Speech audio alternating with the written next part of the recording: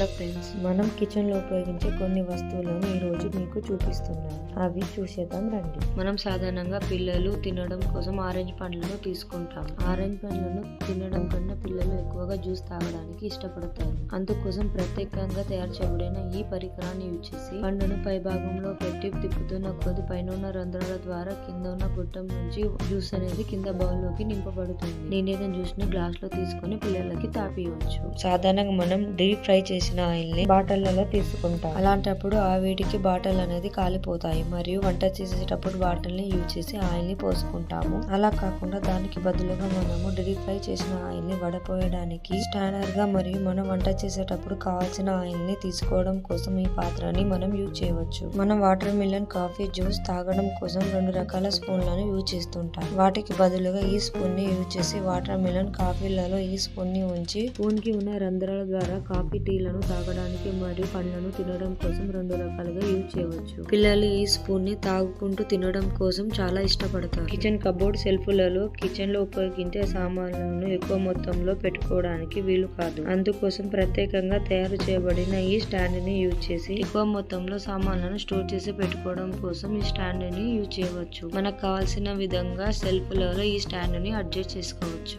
Morning time లో పిల్లల కోసం బ్రేక్ఫాస్ట్ లంచ్ గా ఎగ్స్ లను ప్రిపేర్ చేయడం కోసం గిన్నెలలో ఉడకబెడుతుంటాం. ఎగ్స్ అనేవి ఉడకడానికి ఎక్కువ సమయం పడుతుంది. అందుకోసం పిల్లలకు లంచ్ బ్రేక్ఫాస్ట్ చేయడానికి ప్రత్యేకంగా తయారు చేయబడిన ఈ ఎలక్ట్రిక్ ఎగ్ బాయిలర్ ని యూజ్ చేసి కింది భాగంలో వాటర్ పై 2 భాగాలలో ఎగ్స్ మోమోస్ లను పెట్టి బటన్ ని ప్రెస్ చేసిన వెంటనే ఎగ్స్ మోమోస్ అనేవి రెడీ అవుతాయి. వీటిని పిల్లలకు బ్రేక్ఫాస్ట్ లంచ్ గా పెట్టొచ్చు.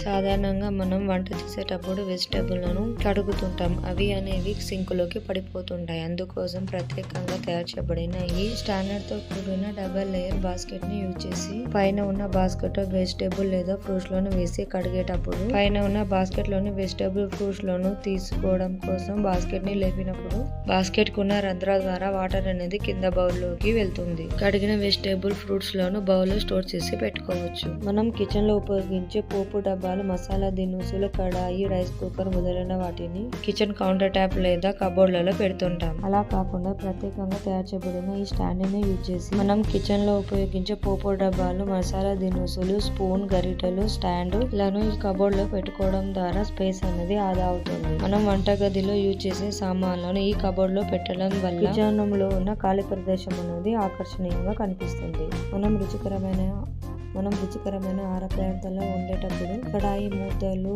స్పూను మొదలైన వాటిని కిచెన్ కౌంటర్ టాప్ మీద పెడుతుంటాం. అలా పెట్టినప్పుడు కిచెన్ కౌంటర్ టాప్ అనేది పాడవుతుంది. అందుకోసం గోడకు సులువుగా అతికించగల ఈ హ్యాంగర్ ని యూజ్ చేసి కడాయి మూతలు, స్పూను, గరిటెలను పెట్టడం వల్ల కిచెన్ కౌంటర్ టాప్ అనేది నీట్ గా కనిపిస్తుంది. హోల్డర్ లో స్టోర్ అయిన వాటర్ ని సింక్ లోకి ఈజీగా రిమూవ్ చేసుకోవచ్చు. Subscribe to my channel.